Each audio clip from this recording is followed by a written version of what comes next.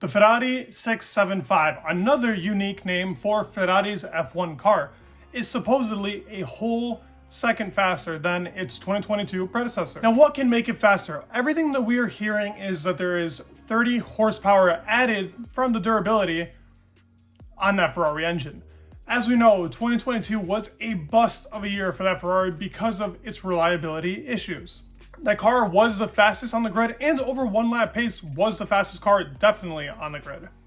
But as the year went on, the RB18 caught up to it gradually and had the better race pace, and even in qualifying was the better car in some time periods. They had to tune down their engine a lot. For a lot of races, they were behind because of the actual engine not being able to perform up to par. It did not help Ferrari's cause, and it made the actual F175 seem like the worser car when in reality the engine was tuned down a lot. Some details we have on the 675, which is now the 30 horsepower that we have because of the durability. Other innovations that are coming with the 675 that we know about and are kind of illustrated by other articles and talked about is that shape that they had is going to be reduced a little bit, and they're going to try and go for that more Coke bottle shape towards the end on the new 675.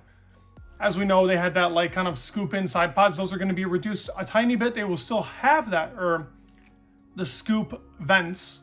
They will be reduced just the tiniest bit in comparison to before to actually make the bag skinnier to give it another aerodynamic effect. They are going to try and go for the undercut on its actual side pod inlet, just like the Red Bull has, but keeping that same shape that they had before. Maybe a tiny bit skinnier than they used to be. They obviously need airflow. I mean, if they really believe in this durability, which I hope to be true. I really hope to see Ferrari at the top, but 30 horsepower is pretty ridiculous in comparison to what they had last year. Already having practically the fastest engine on the grid tuned down. It really makes me wonder, can they keep up that 30 horsepower? Will the reliability really be there? It is something to be talked about for sure, and we'll have to see if the 675 project really is what they think it is. The floor will have its changes. Obviously, the floor is the most important part in concept to these new regulation cars. So the 675 will have some innovations to make it, to have the airflow go past it a lot faster. I will put up an image of like what people are talking about with the 675. It should be up on the screen right now. As you can see, the side pod that I was talking about, the actual fin itself is a bit different, and the scoop that it has for its actual vents. Like I talked about that 1 second pace that everybody is now talking about, recently noticed in an article, Ferrari has claimed that in the simulator, this car is a whole second faster.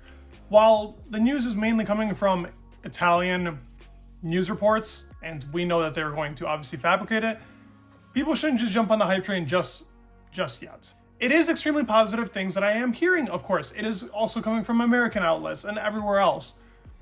But it is too early to be like, okay, they could have the faster car over Red Bull. But these are promising changes, considering if they really did bring 30 horsepower more, they could really compete with this Red Bull, because the straights was where they lacked. They were probably the faster car around most high speed and low speed corners.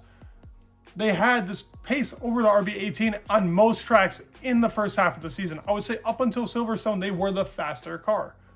But as the year progressed, Red Bull made the better car, and Ferrari ended up introducing an upgrade that made their tires degrade. But apparently they have solved that issue, and the 675 will not have that tire degradation that the actual predecessor F175 did have. Now, this is a big change. If they can actually make that car not have the tire deg, this could be a very mean car that we have in 2023.